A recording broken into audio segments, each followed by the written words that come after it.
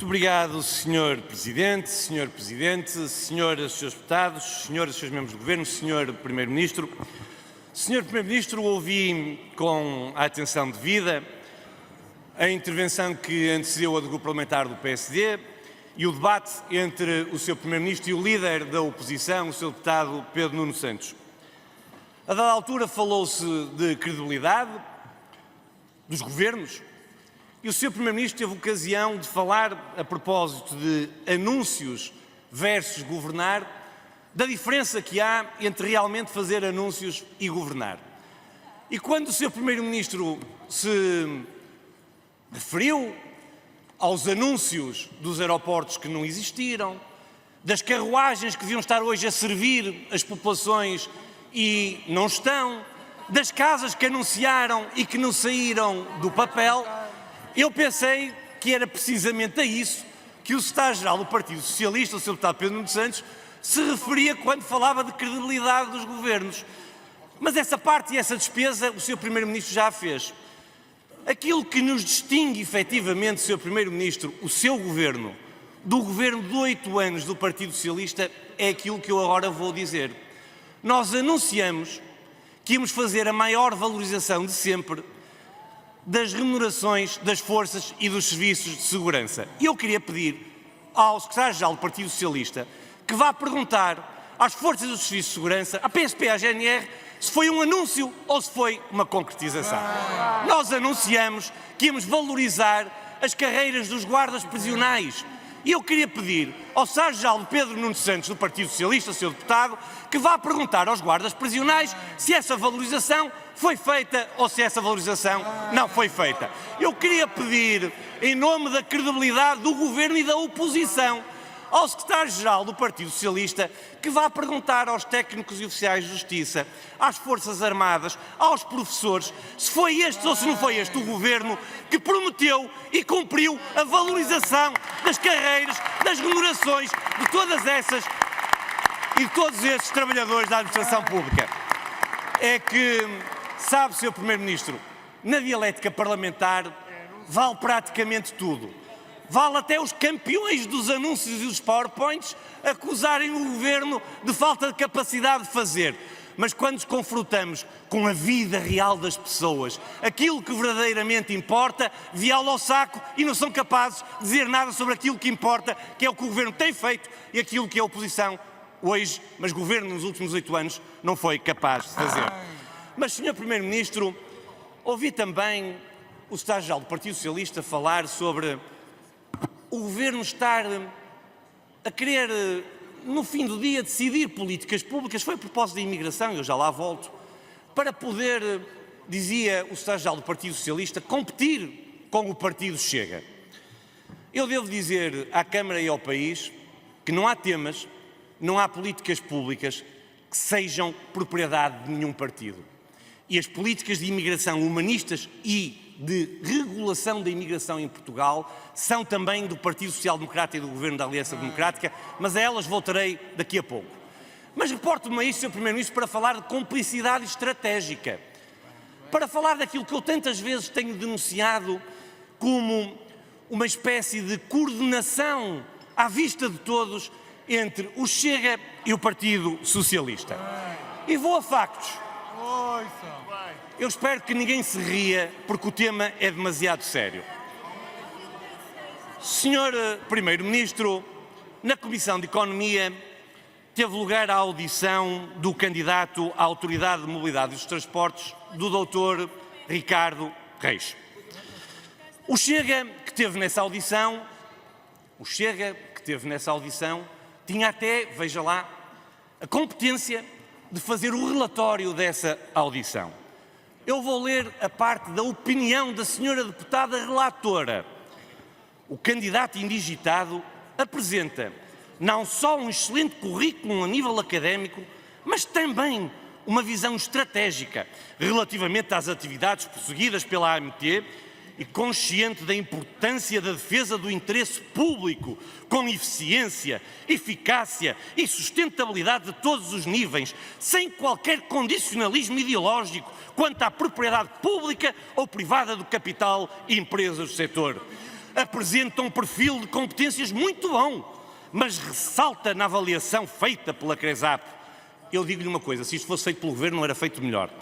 Revelou preparação para a audição, verificando conhecimento sobre as funções do regulador para o qual o candidato é indigitado.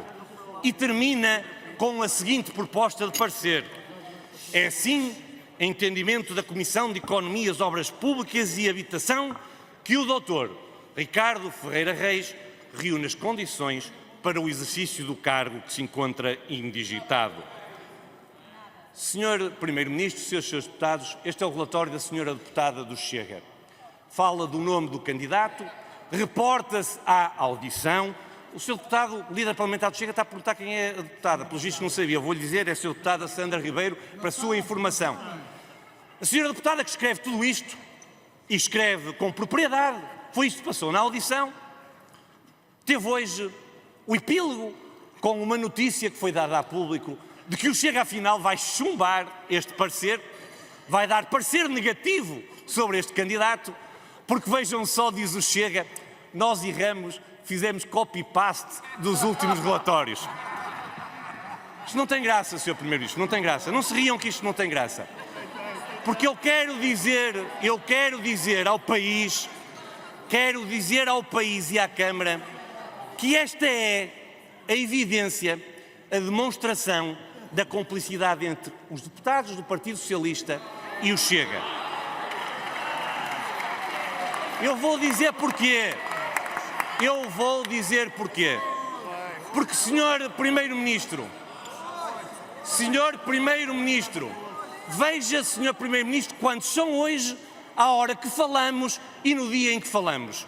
O Chega, depois de ter dito tudo isto, e com propriedade, diga-se, do candidato apresentado pelo Governo, veio agora a correr dizer vão mudar tudo isto porque fizemos copy-paste. Veja quantos são hoje e verão porque é que o Chega mudou de opinião e como é que o Partido Socialista vai votar o relatório do Chega sobre a audição do candidato Ricardo Reis e a seguir veremos se há ou se não há complicidade estratégica entre estes senhores e aqueles senhores para bloquearem a ação do Governo.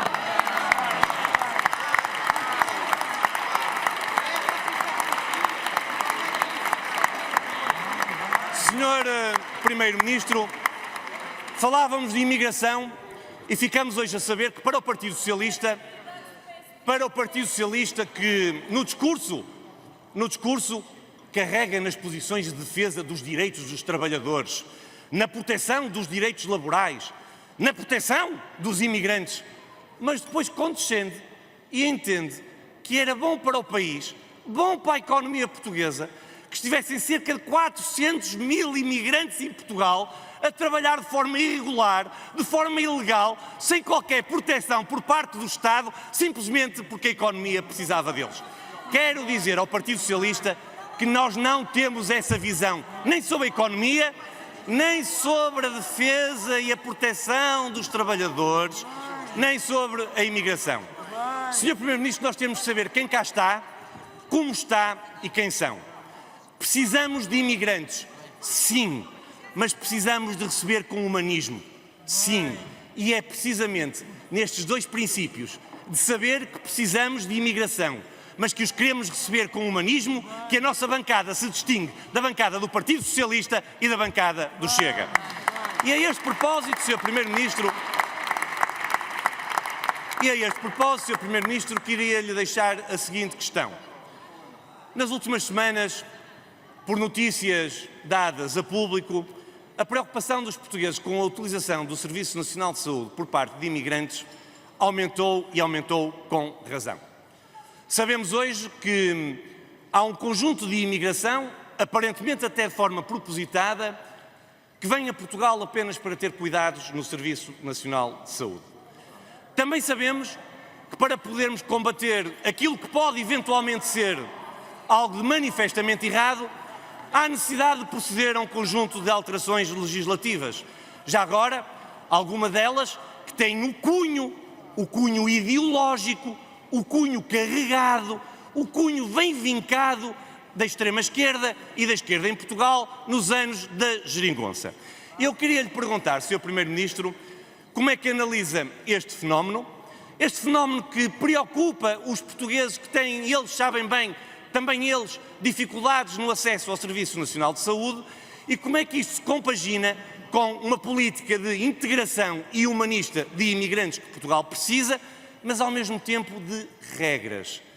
Sr. Primeiro-Ministro, na política de imigração a razão está no bom senso, está na integração e está no humanismo. Está na capacidade de fazer diferente daquilo que o Partido Socialista fez, mas fazer muito diferente daquilo que o Chega apregoa. E por isso, Sr. Primeiro-Ministro, eu queria lhe perguntar qual é a posição do Governo sobre esta matéria.